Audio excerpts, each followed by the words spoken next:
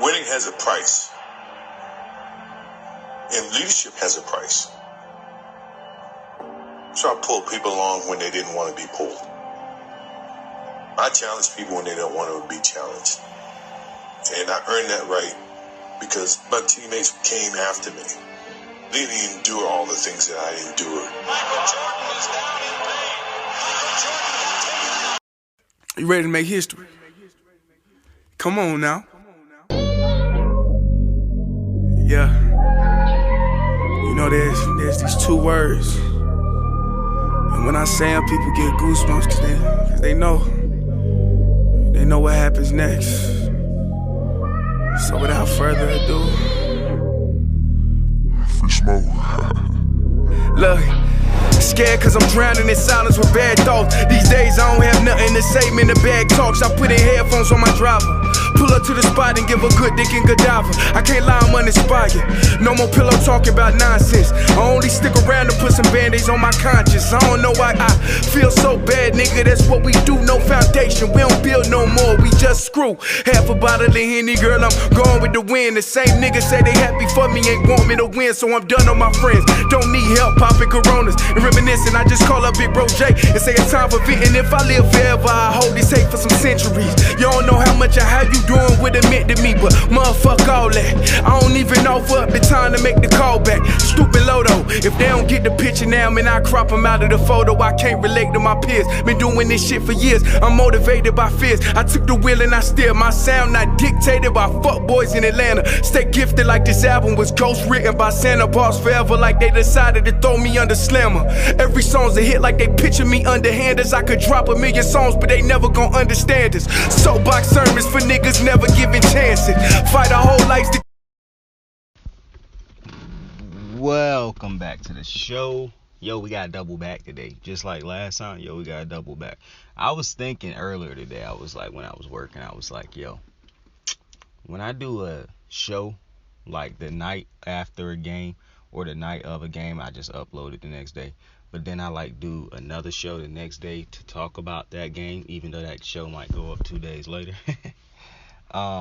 Which won't happen all the time. Eventually I'm gonna have a team and all that type shit. But I was like, yo, I should probably call that shit the double back, because I'm doubling back around. But then I was like, nah, because of what some people know what that mean. And so I was like, fuck it, we just keeping it the same, kicking it the same. But we is doubling back on the game from last night, Game 7, Miami, Boston. How dope was your fucking day? Yo, I got some Tahitian treat.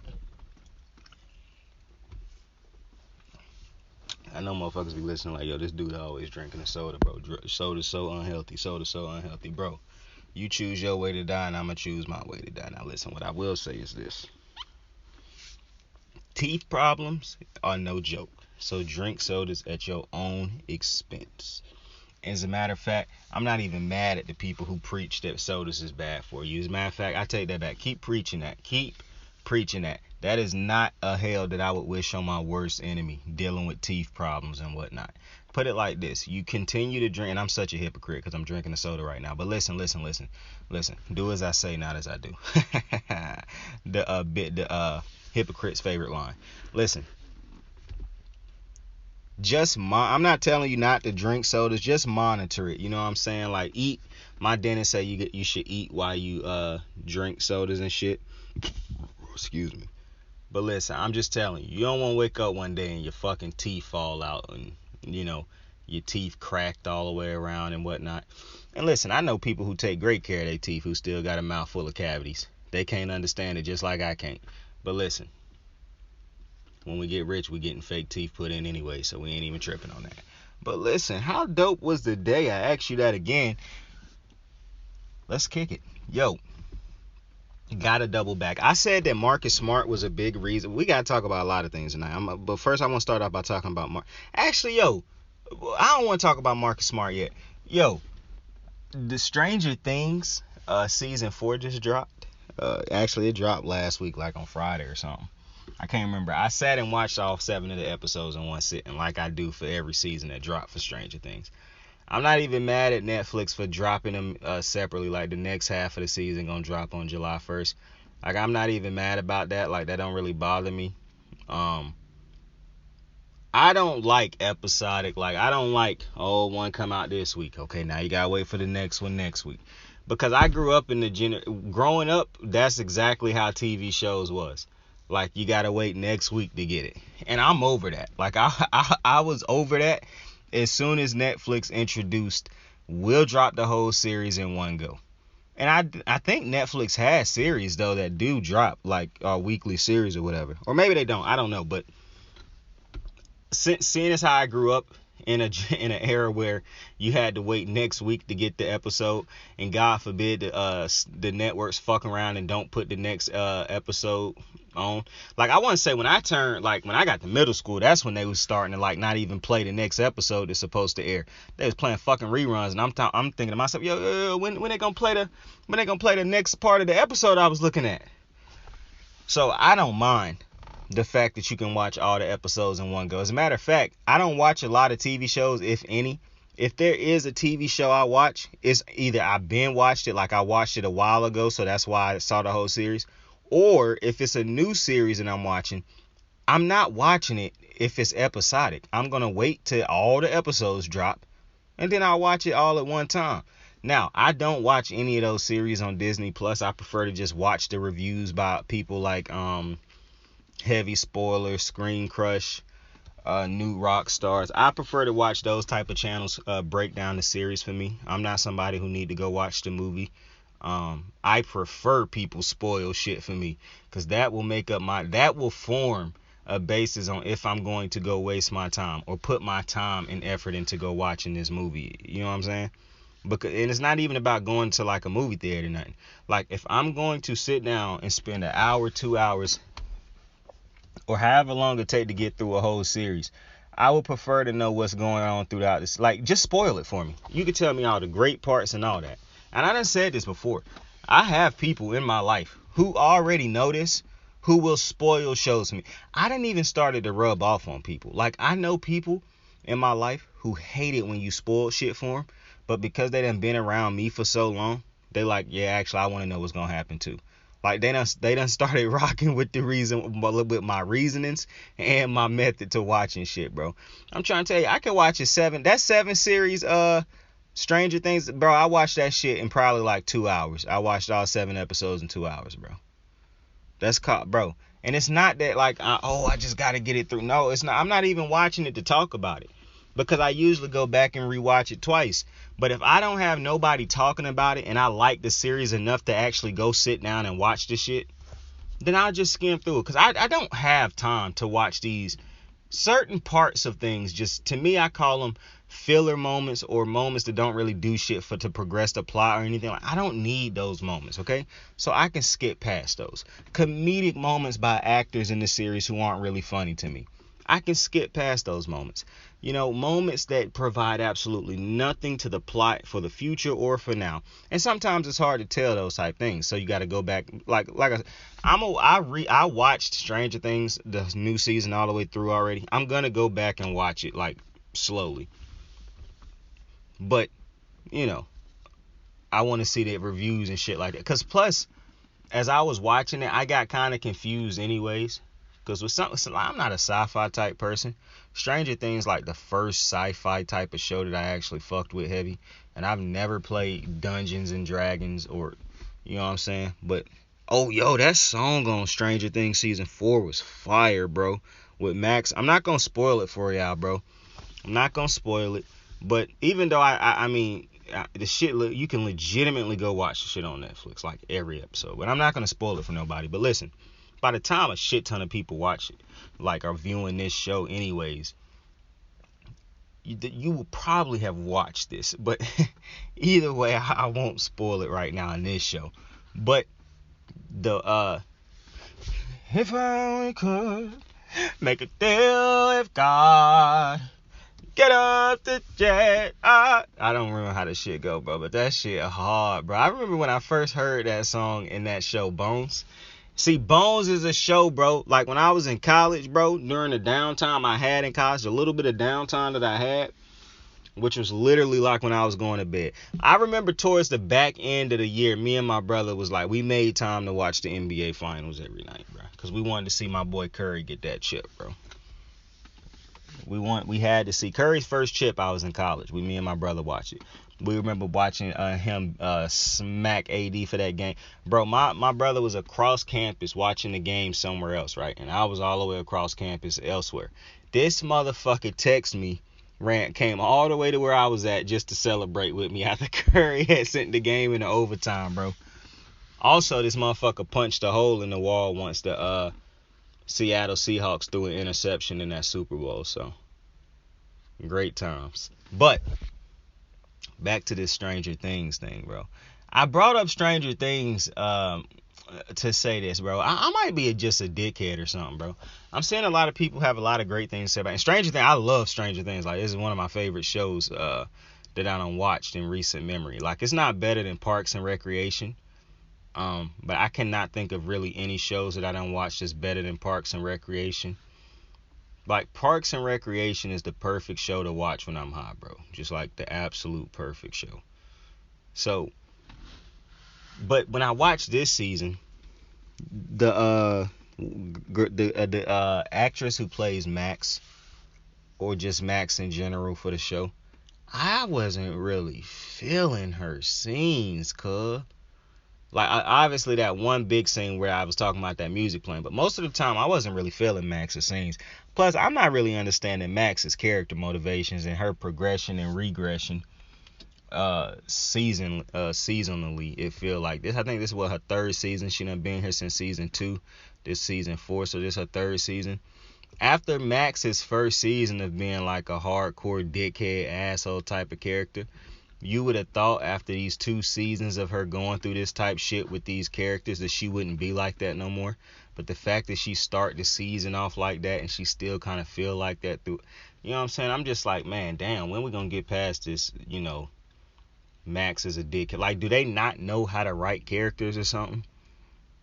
And then Nancy, this little fling that she got going with my guy again, Steve, I'm like, wait a minute now.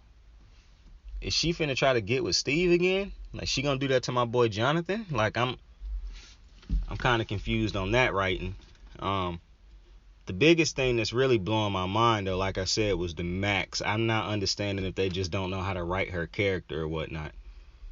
Because to me, she should have progressed past this type of character by now. Like, she shouldn't have to have all these major things happening to her for her to continue to come out of this.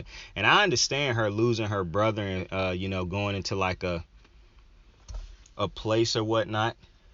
Not to the extent that they have her on the show where she just not fucking with Lucas, the dude who she was supposedly dating. And if they broke up, I don't understand how we don't know about that or how that wasn't explained more. I'm confused on that whole thing, to be honest with you. Like, this I'm not really feeling this this Mad Max, this lack of development, and then she developed and then regressed. Like, I'm not understanding that. And there's a lot of people who think Max was the best part of this first half of the season. And that's why I'm saying me and them is just different, because I think Max was one of the, and I don't want to be disrespectful, because when I'm finna say it, gonna sound like I'm being disrespectful, but I'm not trying to be disrespectful. But I thought she was one of my least favorite, let me put it like that. She was one of my least favorite parts of this new season, to be completely honest with you. I felt like some of her acting felt forced at times. And I'm not even like one of them people who's really critical of shit most of the time, but like sometimes I can watch shit and I can just feel like, I'm not feeling this. And I wasn't really feeling a lot of Max. I found myself late in the season skipping past some of Max's parts, because some of the acting just was off for me. And then the character was off for me. And then my other big problem, overall a great thing though. I'm talking about my problems, but I overall like the season 4.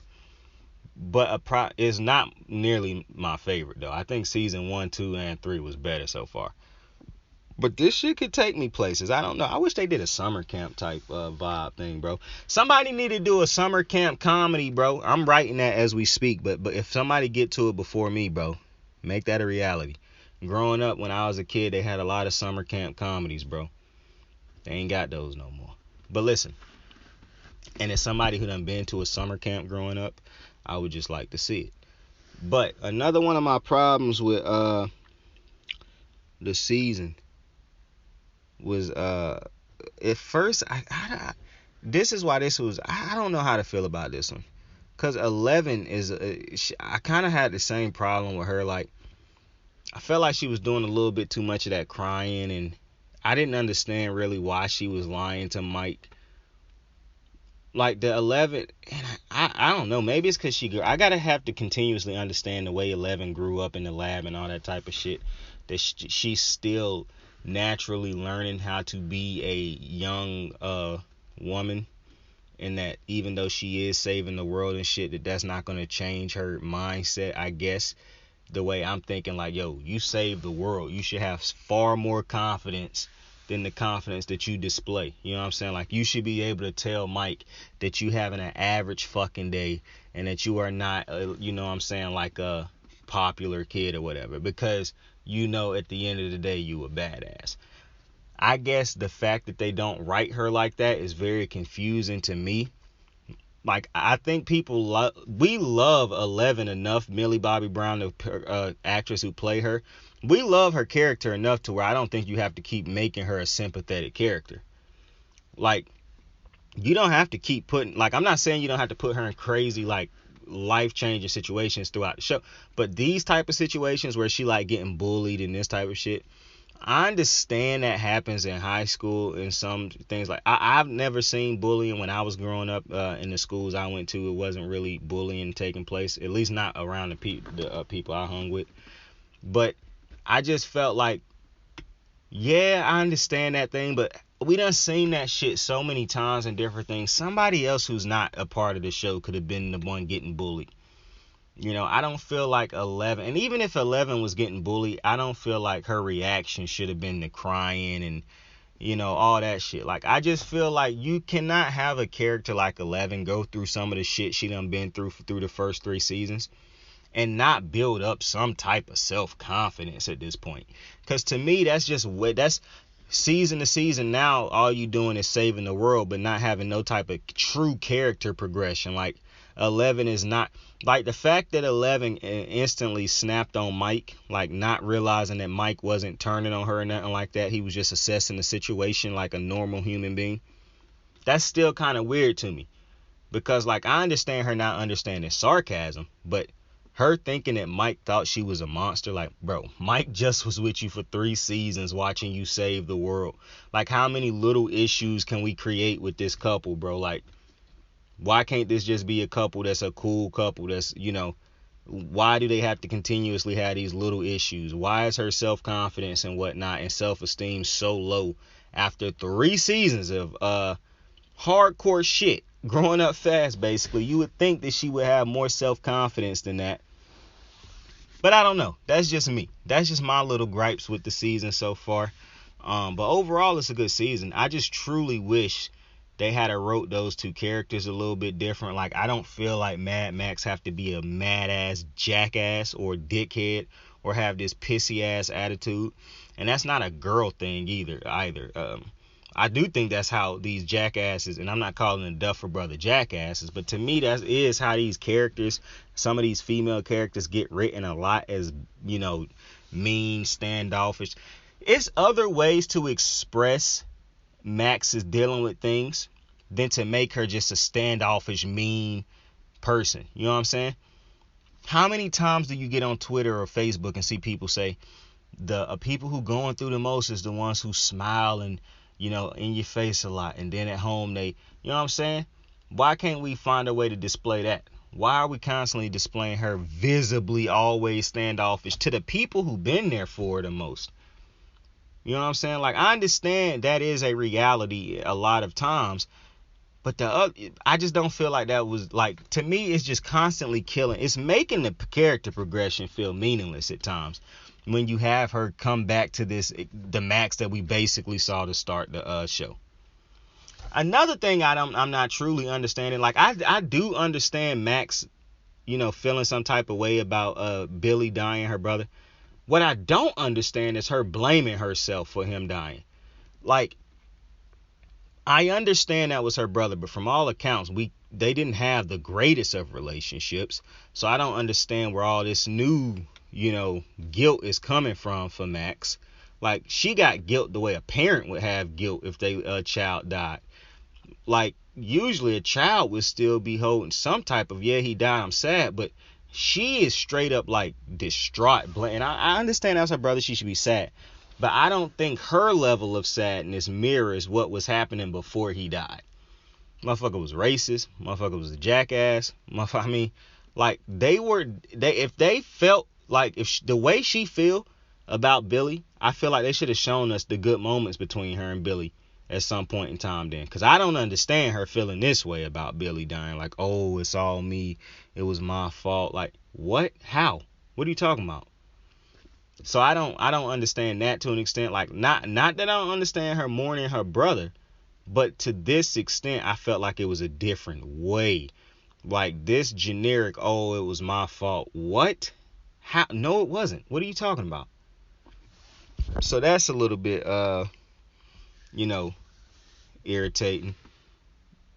Oh, and you know what? I do have a third problem.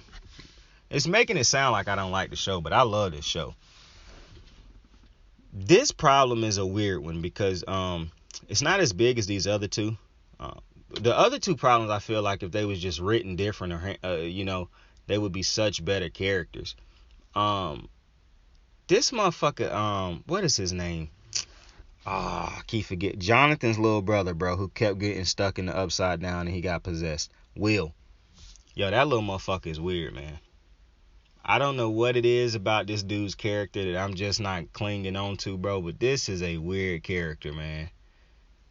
Is something there as to why this motherfucker cannot grow up. Like, it's something there. And I can't figure this shit out. But for some reason, this little dude will not grow up. And they in high school now, right? So I'm not gonna lie. Will's character is still kind of confusing to me. Like,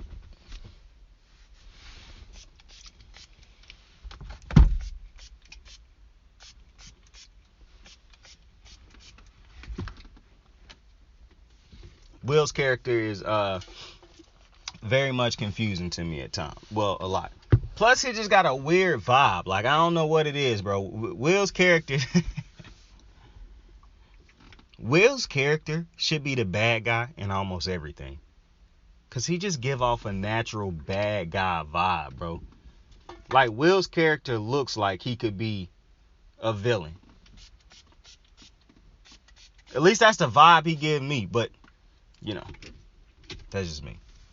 I didn't think I was going to spend that much time talking about Stranger Things, but here we are. But now, let's double back. Let's get back to the game. Last night I said that Marcus Smart was a big reason that they won the game because of he chose not to take so many stupid threes and unnecessary threes that basically bailed out Miami. Well, I went back and watched the game earlier today. Actually, last night I went back and watched the game. Marcus Smart took the last 5 shots of the game. I went back and watched the last 2 quarters of this game. Now, I did watch the whole game, okay? But I kind of sped through the first 2 quarters. And then I really honed in on that fourth one.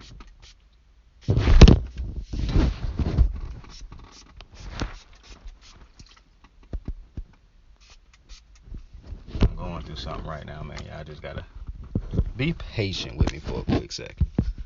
I know it just sounded rough just now.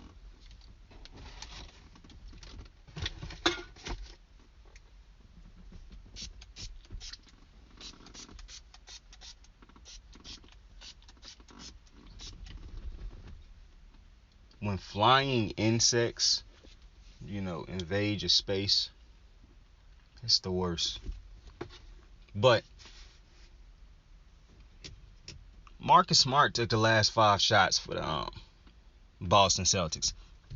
I don't agree with that. Obviously, I done talked about how Marcus Smart taking these shots takes shots out of Jason Tatum's hands and Jaylen Brown's hands. But what I will say is this.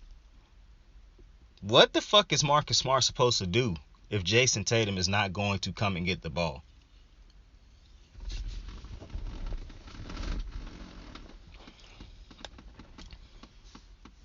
Do I want Marcus Smart taking all these 3-pointers and long range twos and whatnot? Absolutely not. However, if Jason Tatum, how long do I wait before Jason Tatum, you just make a move? You can't wait for Jason Tatum, Jaylen Brown to come try to get the ball forever. Eventually they want it or they don't. Now, I also say if Jaylen Brown or Jason Tatum are on a streak, right? They scoring at a clip. And then they let Marcus Smart just take the ball out of their hands and try to go get a clip off. That's on them. They should know to demand the ball. So, to me, my statement still stand on what I said about Marcus Smart. To me, last night, the game he played was a huge help as to why Miami was lost.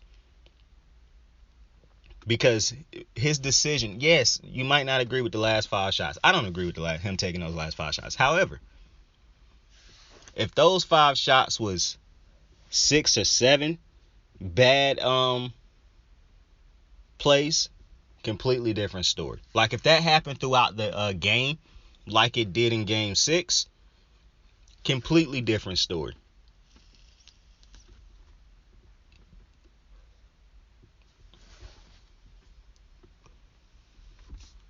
You can't not want Marcus Smart to shoot the ball at all. Because as the third best player on the team and the leader of the team, he's going to shoot the ball. Like, I'm not telling Marcus Smart, I don't want you to shoot the ball at all. I'm never saying that. What I'm telling Marcus Smart is, unless you are on a heater, I don't need you trying to go off like you Jason Tatum. Because obviously that's not the role he plays on that team. But you could have easily said if Marcus Smart hit 2 or 3 of those last 5 shots, it's a completely different conversation. To be honest with you, poor execution at the end of that game. Because if you execute properly at the end of that game, Marcus Smart wouldn't even been the dude taking the shots. One of the biggest problems I think that Boston has that is going to be exposed when they play against Golden State is the fact that they don't have a point guard who can legitimately run the show. They don't have a floor general. That will be a problem against Golden State. Because the way I kept saying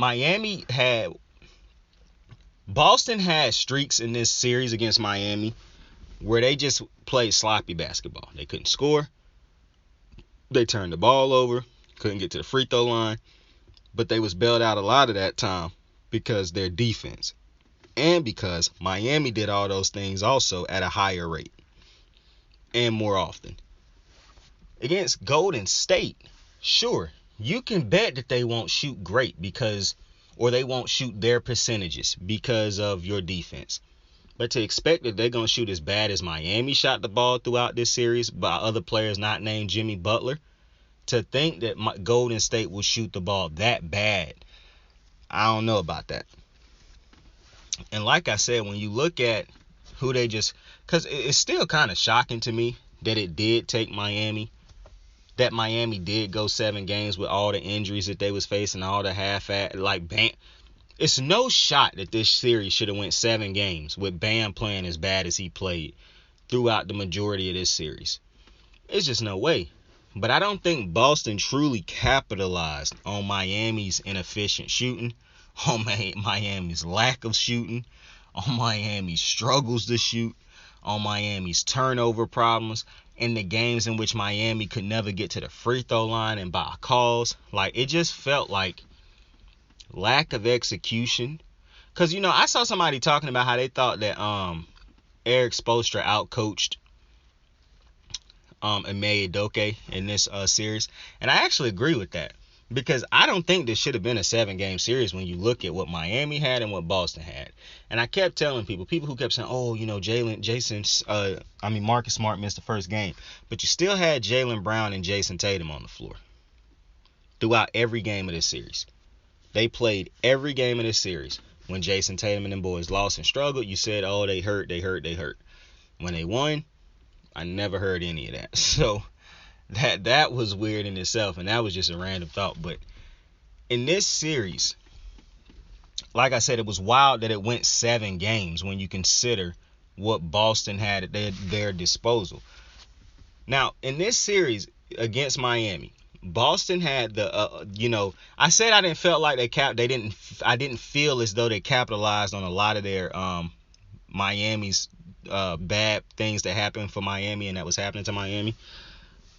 Boston probably should have blown this series out in 5 games at the most, just based off of how bad the scoring was for Miami. And this is where I get worried for Boston. This is why it's hard for me to see them beating Golden State. I'm not about to go wild and be like, oh, they have absolutely no shot at beating the Golden State Warriors. No, I'm not going to say nothing wild like that. What I will say, it's a hard thing to see at the moment, because to see them struggle the way they did against Jimmy Butler, basically, who had 2 bad games, some will say 3, and he still found a way to take you to 7 games because you could not capitalize on Jimmy Butler's struggles and on everybody else struggling the way they did. Either you played down, you didn't execute, or you couldn't hit your shot. Now, and also something else. One thing, now I constantly have brought this up and talked about this, but I don't think people brought up enough how hard it was, or how, because I guess some people, I heard somebody talk about it today, but they was trying to make an excuse. They was picking Boston, so they was trying to make an excuse as to why it happened. But Boston's scoring, like Boston had a lot of times in this series where they struggled to score the ball. Now, I don't know if that was just Miami's defense. I think it was a mixture of both. And I think it was just a lack of execution and just not thinking at times. Because, like, you playing against a team who you legitimately beat every time somebody was one-on-one. They got past Strus, Vincent, Oladipo did play great, play good defense for the majority of the series. But for the most part, Jason Tatum and Jaylen Brown could get past any of these dudes. And it just felt like sometimes, I thought the biggest problem for for the Celtics, why they could not capitalize, was just lack of aggressiveness. And like I said last night, lack of aggressiveness and not understanding the moment for some odd reason, or understanding the value of each game for some reason, like just giving away games and possessions. That didn't make sense to me. That's why I say when people say, oh, game 1 is a fill out game. No, it's not. Because if you lose game 1, now you have one less game that you can win. It make it that much harder. Like that's less room for to fuck up now. Now you got to be even perfect than you already thought you had to be coming into the series. Like, it's no such thing as a fill out game. That's insane. That's insane to me. But when I look at the series that Boston just had with Miami, right, going back to the Miami-Boston series, and going back to really last night's game, one of the things that I had brought up a lot in this series was Jason Tatum's how I felt like at times he just disappeared in the fourth quarter. Like, it didn't feel, or late in games, it felt like his impact wasn't as big as you might have thought. It was a 4-minute stretch in this fourth quarter where Jason Tatum didn't score. I think it was like the last 4 minutes of the fourth quarter. Jason Tatum didn't score. So he hit those 2 clutch buckets that I consider was clutch, but I don't think he scored much after those 2 buckets. Like, the if and owns, you know what I'm saying, with Jason. Like, somebody said it the other night, we giving them a lot of credit, him and Brown, but a lot of they scoring coming in the first half of games, and they not really playing the same in the second half of games. That in itself is a scary thing to think about when you realize how good Golden State is in the third quarter of games. They like Peyton Manning in the third quarter. I done figured you out. Like, so seeing them struggle the way they did against Miami didn't even truly do any, like, I saw somebody tweet today, Miami's game plan throughout the entirety of this series was, man, them boys got a lot of dog in them. That was their game plan. We got a lot of dog, and it did not work. But the only person it was working for was Jimmy. And I give it to Kyle Lowry, had some clutch buckets in this game 7 of this series.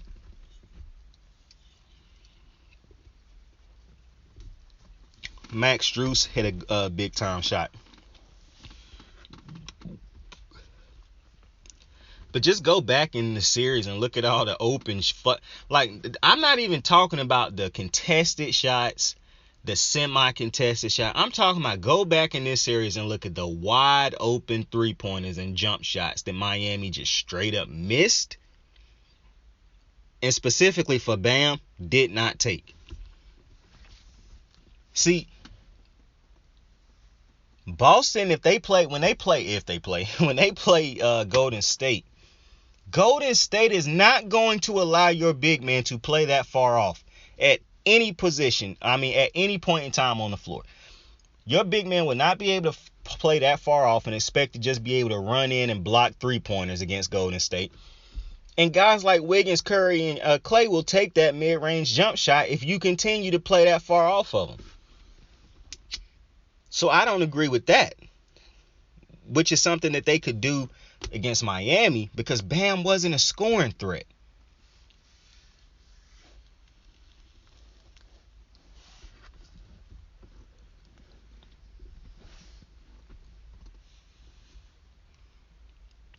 It was 2 games in this series where they had the center guarding Jimmy Butler because he wasn't looking to score, they said. And that was very evident if you saw the game. That's not going to happen in Golden State. Like, you won't have that luxury of getting 2 games in which the best player on the team just chooses not to be aggressive. For one, Steph can struggle in 2 games and you still will have a problem because Clay and everybody else. But that's just not going to happen because of how they play. Steph won't be drained the way Jimmy is.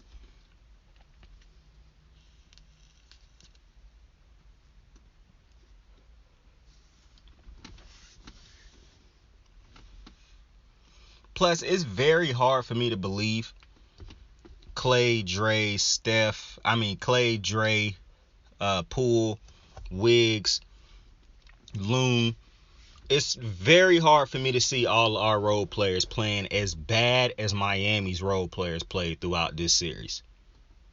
For one, people want to talk about, breaks. Boston caught another break this series by having Tyler Hero not play. Now, I don't bring that up because when Tyler Hero did play, he was atrocious. Now, from what I was told, Tyler Hero was hurt for the entirety of this series, so that's why he looked so bad, which is not hard for me to believe.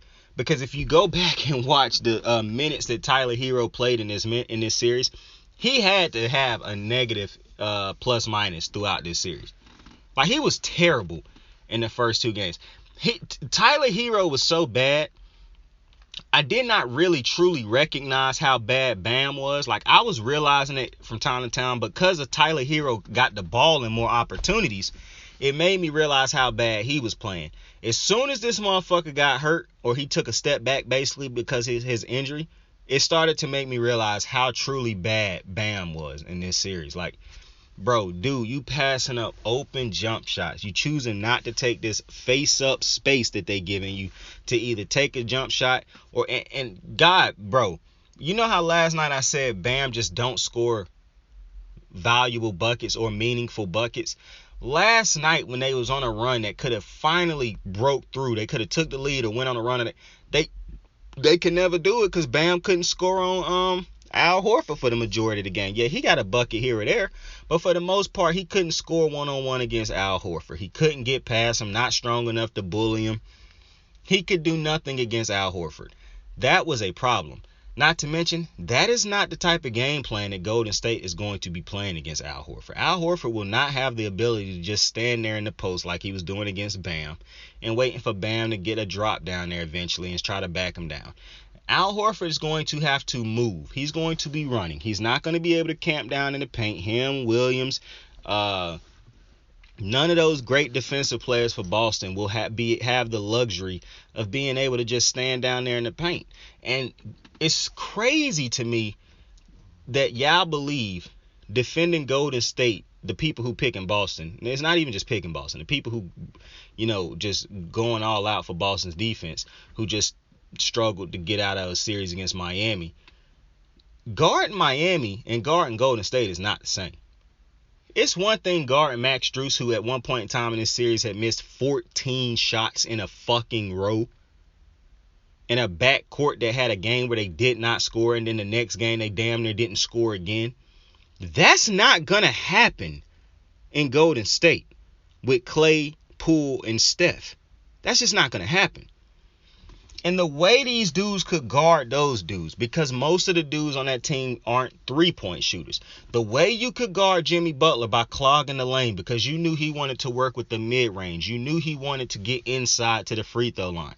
That is not how you're going to be able to guard the Golden State. Now, I'll give it to Boston.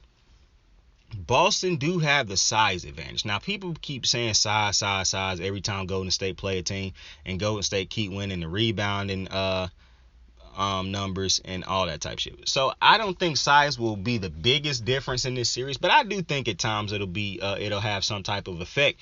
My concern about that size thing is that Jason Tatum and Jaylen Brown don't really play a size game. Like, yeah, at times they do use the size to their advantage. If Jaylen Brown is going off on a tear, he is not using his size. He is jacking up different type of shots. He might do a pull-up mid-range. He going to launch a three-pointer. He's not using his size to an advantage. Like, Jaylen Brown is not a player who is using his size the majority of the time to get his buckets. He's a guy who go on hot streaks and get easy buckets in transition here or there. You might get a cut here or there to get him. And a lot of times against Miami, he was just wide open for threes. But he's not a dude who's just using his size to score. Now, defensively, that could be a different story. But I also believe one of the reasons Jaylen Brown might have looked good defensively in that series, and I'm not saying Jaylen Brown is a bad defender. I don't think they are. Boston is a great defensive team. However, like I'm saying, it's different to guard Max Strus and guarding Klay Thompson. Two completely different scoring options. It's the difference between guarding Andrew Wiggins and guarding Vincent or Kyle Lowry. That's a bigger dude who is a better scorer than both of those two dudes. It's the difference between guarding Steph Curry and guarding Jimmy Butler or any of those other dudes, because this is a dude who is a multi-level scorer who can shoot the three. You're not going to give him the space that you was giving Jimmy. It's different between guarding Bam, a dude who was never aggressive, who you don't know what you're going to get from him on a nightly basis, and you could take breaks when guarding him. It's different between guarding him and trying to guard somebody like Draymond, who's moving around and initiating offense and whatnot. And then having Kevon Looney and all these other dudes hit back cuts and shit like that. I also heard that I know Gary Payton II going to play, but I heard Andre Iguodala is also going to play in this series possibly. That's if Andre Iguodala can give you, and I'm going to talk about Peyton in a minute, but specifically Iggy. If Iggy has any greatness left in that body, if his body can just give him 4 games of greatness, this is going to be a tough series for Boston. Because unlike Miami, who is a good team defensively, they couldn't just throw anybody on Jason Tatum. They could throw one dude on him most of the time, Jimmy Butler. And if Jason Tatum really is a dude who I don't think took advantage of a lot of the matchups and whatnot. But against Golden State, the way he's going to have to work against Draymond, Wiggins, Iggy, Peyton, it's so many dudes that they're going to be able to put on Jason Tatum to slow him down and to disrupt him and to make the game hard for him. And this is a dude who just got through 7-game series twice. Golden State will have the people to be able to defend Jason Tatum. And one of the biggest things about Jason Tatum that kind of scare me for Boston, because I got this going 6. A lot of Warrior fans trying to convince me that this is going 5. But I'm saying that I think it's a Warriors win in 6, because I do think Jason Tatum will have a good game in this series where he go crazy.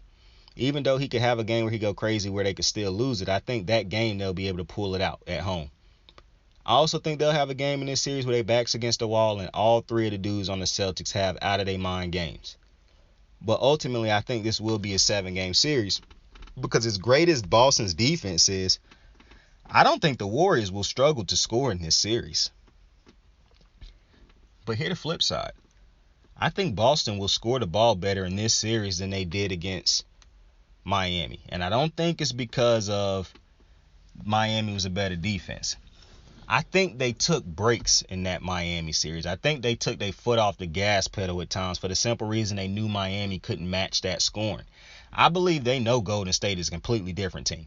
They know Golden State can rip off points at an insane clip. So I do think that Boston will be better offensively in this series. Here's my problem. Boston, as good as I think they can be, they are not the shooting team that Golden State is. And if this get into a shootout at any point in time in this series, I don't think Boston will win a shootout. For one, Golden State is so good at getting teams to take far more threes than they should be taking, and then they just kill you down low with how they can get people open in the paint. But I think this is going to be the series that Boston, as good as their defense is, I think this is the series that Golden State find ways to get loose shooting the ball, for the simple reason that I think at least for the first two games, Golden State going to get to expose those big men that Boston plays. I think this will be two of the hardest games for those big men for Boston. I think Robert Williams, Al Horford, and the other Williams, I think this might be some of the toughest two games of their careers with how much they are. Now, like I said, I think it is ways to victory in this series for Boston. Like, I'm not saying there's no way Boston can win this series. I'm just going based off of what I've seen so far throughout these playoffs and specifically this last round. I do think Golden State is the better overall team. But unlike the last series where I thought it was just a 5-game series, the difference is they have a Jaylen Brown and a Marcus Smart who can get hot. I think the detriment of this team will be overthinking at times, because I think they'll have a game in which they shoot the ball so bad, they'll come out in the next game and either be over aggressive, or they'll come out that next game second guessing shots. And if you second guess shots against Golden State, that's going to kill you, because they're not second guessing the shots that they take. I just think this series for Boston, and not, like I said, I'm not saying Boston can't win this, but this to me is a completely different test than what they will face, than what they have faced in the Eastern Conference. I understand you just played two teams. One got to the finals, one team got there and won it, and then in the first round you played two dudes who done been there and won it. I get all of that. But those ain't the Warriors. And the fact of the matter is, Milwaukee, even though, yes, they did get to a finals and win it, they do have the best player in the NBA in Giannis Antetokounmpo. That is not the Warriors. Giannis is a one-man show. I hate it, especially he had to basically be that because of Chris Middleton's injury. And Drew Holiday is, like I said, I love Drew Holiday as a star. He's not a scorer. He's more of a defensive guy who can be a floor general for you at times. He's not a scorer. You have the two better scorers in that series. And even then, it's still, Giannis nearly got it. Giannis still nearly got that. And then to see them have to go 7 games with Jimmy Butler, I just think if it's that hard for a team to take out two teams with just one primary scorer, it's going to be real hard to take out a team that's got 1, 2, 3, 4 primary scorers. And then they got a 5th, 6th dudes who can go off of 15, 20 points at any given moment. I just think that's going to be real hard for Boston to defend, even as good as Boston's defense is. But it's just this thing in the back of my mind that say, if Boston realize how good they can, like, because as much as I don't want to admit that size, because size do matter in hoops, obviously, I just don't think size, I think Golden State is going to exploit this size matchup. Because I just don't think Golden State play a size game to where size matters, because it was dudes bigger than them in every series they done played so far. But because they don't play a game that really is predicated on how big you are and whatnot, I just don't think that matters, to be honest with you. Like, yeah, I think the size will matter more so for Boston scoring wise than it will defensively. Defensively, to me, it's not going to be about how big they are. It'll be about if the refs just not calling fouls for the Warriors inside, if the Warriors are missing shots. I don't think the size for them defensively will kill Golden State just based off of Golden State's offensive movement and all the type of things they do on offense. I don't think their offense will allow them to be killed by size. Like I said, before I did think size was something that really hurt them. A team that had a great defensive scheme and could play you straight up and could switch everything because dudes could move and they had great size, that used to be the detriment of Golden State because they didn't have dudes who could put the ball on the floor and get to the basket or get past those dudes that was big. They didn't have dudes who done been in these moments they done been through now. Now I just think this is a completely different team. This is not a team that's only built on shooting the three-pointers. So while you bump them around and stuff like that and it can affect them, long-term throughout a series, I don't think that's how they built now. I think they are far more smarter team. They cut more. They use far more ball penetration. They offense do so much more of setting them up to get buckets everywhere opposed to just getting three-pointers. They offense set them up to get hella buckets in the paint, hella easy two-pointers, and it sets them up to get the three-pointer. And obviously you got Steph Curry, who is the nucleus of it all. I just think the way Golden State's offense is now, because it could be an ugly set. I think one of the reasons Memphis played so well against Golden State was because of defense and because of size and because they had the young dudes who could switch and do all those type of things, which is probably what you could see against Boston. Difference, I think Memphis have more scorers on their team than Boston got. And I also think Ja Morant is a far more consistent, aggressive scorer, leader than Jason Tatum. So that completely changed the series. Because when you got Jason Tatum averaged 25 in this series, Ja Morant was averaging like 30-something before he got hurt. Then you get that with the others for Memphis who struggled at times, and then it's crazy how they played so great without him. If y'all play that great with him, they probably win that series against Golden State. But I don't see, like, that's really who I see when I talk about Boston is Memphis. That's the closest thing to Memphis to me. And to me, even though people will be like, oh, well, Ja didn't play the last couple games of that series. Yeah, but I'm thinking about the games he did play, and I'm thinking about the defense even without him. To me, the defense was just as good as the defense for Boston. The things with Memphis was useful fuck-ups at the end of the games. The inexperience of not knowing how to close out games was what was killing Memphis. It was not the defense throughout the game. Memphis throughout games played great defense. Defense got them back in games against the Timberwolves. And for one, the thing about Memphis is I think they played down to the Timberwolves because Memphis was a completely different team against the Warriors. If Memphis played how they did against the Warriors against the Timberwolves, that would have been a 4-game series. I'm just telling you right now. But the way Ja Morant is so fucking hyper aggressive, like he is constantly hunting his buckets, and the way all the others on the team got that swagger also, like we could shoot whenever we could do that. To me is what made them much like Boston but better. Like, I think if the finals was Boston Memphis, I would take Memphis to win this finals, not just because I'm never going to pick Boston, but because I legitimately believe Memphis. Put it like this: if Boston lose this finals, which I do think they're going to lose this finals in 6, it could be tough for them to get back. I think Memphis is going to get to a finals within the next couple years. I just think Boston, as good as I think Boston is, I don't think they role players and whatnot is nowhere near what. Maybe I'm just biased because I have this affinity for Memphis right now. Like, Memphis to me is just next.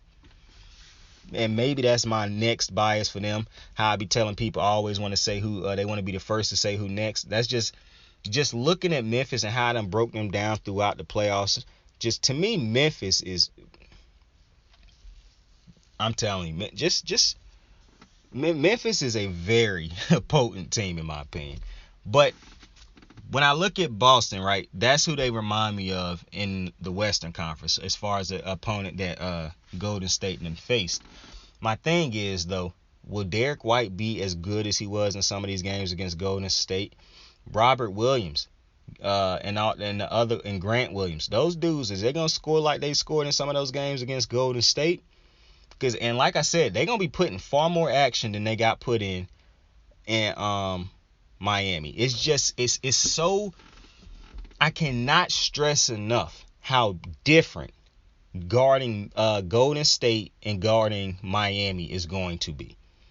It's just night and day in my opinion. The only way you get any semblance of a similarity between those two offenses is if Golden State struggles shooting. That is it. And I truly believe people are underselling Golden State's ability to get shots and get people open and to be able to figure defenses out with their ball movement and whatnot. Because you could truly say a lot of the times when Golden State's struggling is because a team is having an insane shooting half and Golden State either not hitting their shots or just not hitting it at the clip that other team is insanely hitting their shots at. But it's usually not because the Golden State is just playing atrocious defense. Because when the laws of averages average back out, Golden State always find themselves right back in these games. Now, I do think every game in this series could be close. I don't think maybe Golden State get blown out once in this series in one of those losses that they take. But I don't think this will be one of them series where they just played against Miami. Because like I said, I think one of the reasons it was so many blowouts in that series was because Miami was offensively challenged, as was Boston a lot in this series. And I think that's the biggest fear for me, or why I cannot pick Boston to beat Golden State, and why I wouldn't be able to pick Miami to beat Golden State.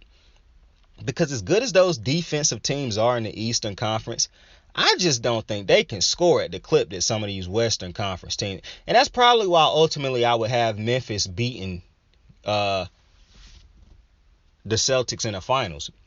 Because the rate at which these motherfuckers can score points on some of these Western Conference teams, bro, is fucking insane. And as good as you are defensively, maybe defense in the NFL, I would feel like more so. And I don't even think now defense is win you championships in the NFL. I feel like defense in spots win you championship. And I call it championship defense. Meaning you can give up yards and all this type of shit. But it's certain spots and drives and moments in games where the defense can right now step up in those spots and in those moments to put a stamp on it. It don't matter what you did all game. In these spots, in those moments, you usually get about 4 or 5 of them. How many times do you convert in those moments? Those is the defensive moments that win championships. Being a great defensive team throughout the whole year and then that guaranteeing you that you could get to a Super Bowl and win it, those days are over. I don't think that's the thing anymore because it is what it is. Offenses get you there nowadays, but defense in spots can win it all for you, along with being able to score. I'm a little bit different in the NBA because I think in the NBA, most of the time when you say a team is great defensively and you only harp on their defense, it's for a couple reasons. Either they are atrocious offensively, and so defensively they make up for it. Either they just not decent, they just like a decent offensive team, and again, you use the defense because that makes up for it. Or they're a team that's just not great offensively, phenomenal defensively, and that's what the majority of the people on the team are great at. And they just have one dude that's great offensively. So in order to talk about the whole team, you talk about what the team do great, not just that one dude. And you find ways to shine a light on Jason Tatum like they continuously do. But as great as defenses are, I just don't think that's what's going to win you a championship anymore because Miami was a great defensive team. You see what happened when they met another great defensive team that could score more than they could score? You see what happened. Yeah, they still found a way to get it to 7. But at the end of the day, you could go throughout every single loss in this series they had and say, man, if they could just score more fucking points, if they could just hit these open shots. That's what I find so amazing. You wouldn't have been talking about how great Boston's defense was if Miami had actually hit the majority, not even the majority. If these motherfuckers just hit like 50% of the 3-pointers that they missed. This is probably a Miami series. That's what's so funny. I said it last night. So many different things you could point to in this series and be like, yo, if this team did this, they probably win this. If Boston did this, they probably win it quicker. So that's the interesting thing, but that's the thing that I think you get a lot when you have teams that is so heavily built on defense. And I think when you get into a series against the Warriors, listen, it will be a game where that defense save them. But I just think more times than not in the NBA, defense is not what's winning these championships. Now, you got to be able to score some fucking points. LeBron James was not in the finals just locking motherfuckers up. He had a great defensive moment with that block on Iggy. But him and Kyrie had to go off on clips. That's what it's going to take to win these things. These dudes in the finals, you got to be able to score, whether it be you have two generational scorers or whether you have a team that can figure out ways to just score. And I think what you about to have right now is a Spurs type of matchup against a Miami team when Miami's last option was LeBron, when he was basically the end-all be-all for that team towards the back end of their run, when Wade was always hurt, Bosh wasn't really playing the same. That's when the Spurs exposed them. Yeah, you got a great defense. Yeah, you got a great player, an individual player. But we have a great team that can spread y'all defense out, that can hit our threes and make it. And we have that one player that when everything is going good or bad, he can still change the game also. If we losing, he can bring us back with great team play and his contributions. If we winning, he can make it even worse on you and harder for you to come back with his contributions. So I truly believe that's the type of matchup this is about to be. And like I said, it's no disrespect to Boston or anything like this. Boston could get back to here one moment at some point in time, and this could be. And I'm not even picking Golden State to win this because Boston inexperienced. No, it's not that. I just think Boston is not a better team in my opinion. When I break it down, in my opinion, I don't think Boston is the better overall team. And as great as Boston's defense is, I think people really selling Golden State's defense short because Golden State plays good defense also. Golden State has a great zone defense. And for some reason, Golden State they champions. They understand moments, bro.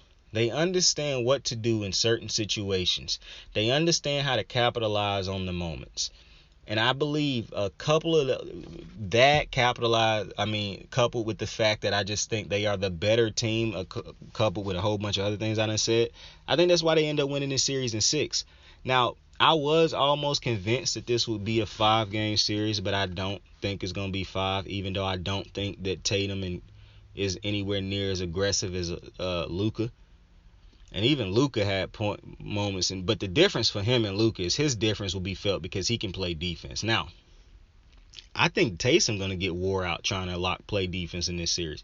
For one, it's always going to be tough for a dude as big as Tatum to try to have to stay with a Steph Curry for 4 games or however many games this series go. That's a tough ask because guards naturally going to be faster, and you don't want Tatum having to guard Steph Curry for a full game. So obviously you got Marcus Smart, and you saying, oh, that's Defensive Player of the Year. I agree. Marcus Smart is going to get caught. I don't feel like this will be a series in which Marcus Smart will be allowed to be as chippy as he was allowed to be against a Victor Oladipo, a Max Strus, or a Kyle Lowry. I don't think he's going to be able to get away with some of the stuff he was allowed to get away with in this series. Also, he will get to guard Curry, but he's going to have to do a lot of running also. See, that's the thing.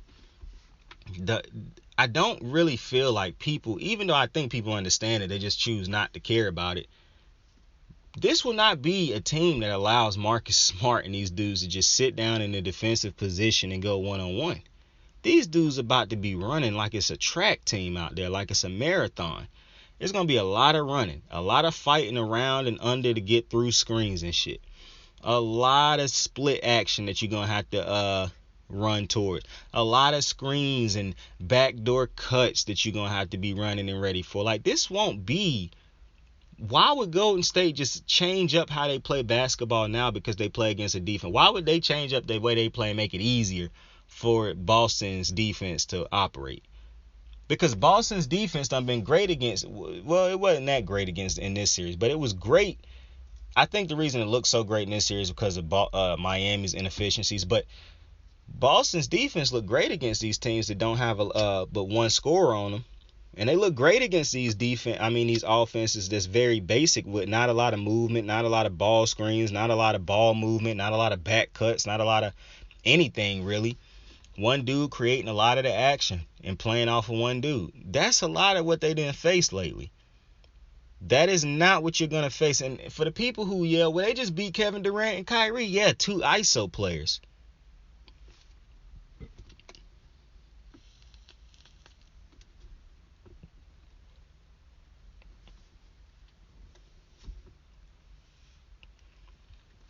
So I just think what they are about to face now is not what they've seen so far throughout the Eastern Conference playoffs. And as much as people want to say, oh, well, they had a tougher route to get to the finals than Golden State, I think it's childish doing that type of shit as if Golden State got to handpick who they played in each round.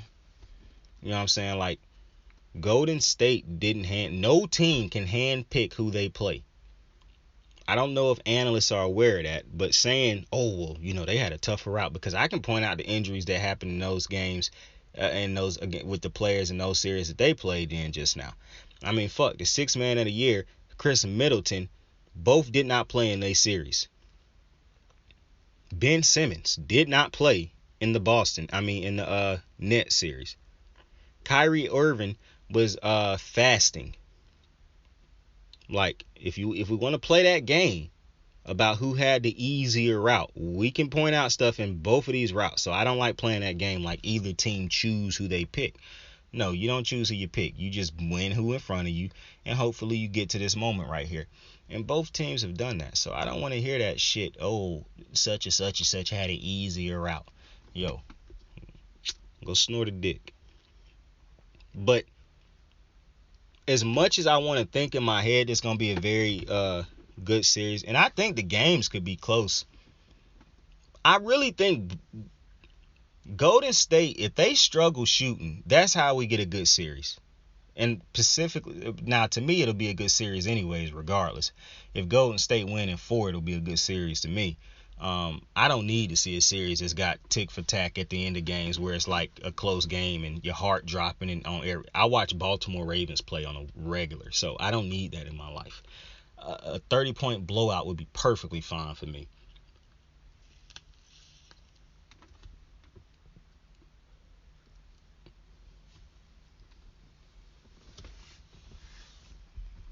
I care about 4 wins. I don't care how you get them, and I don't care how the point differential in them. I care about them 4 wins. Now, when I'm breaking down the games, obviously I'm talking about that. But just win, baby. Just win. But with all that being said, that is the biggest reason. And obviously I'm going to be back tomorrow. We're going to talk more about the game. I think what I'm going to do tomorrow is give y'all the keys to how Boston can win this series. Because I've been talking a lot about basically why I think Golden State will win. And I've been talking about how Boston can get to a win in this series.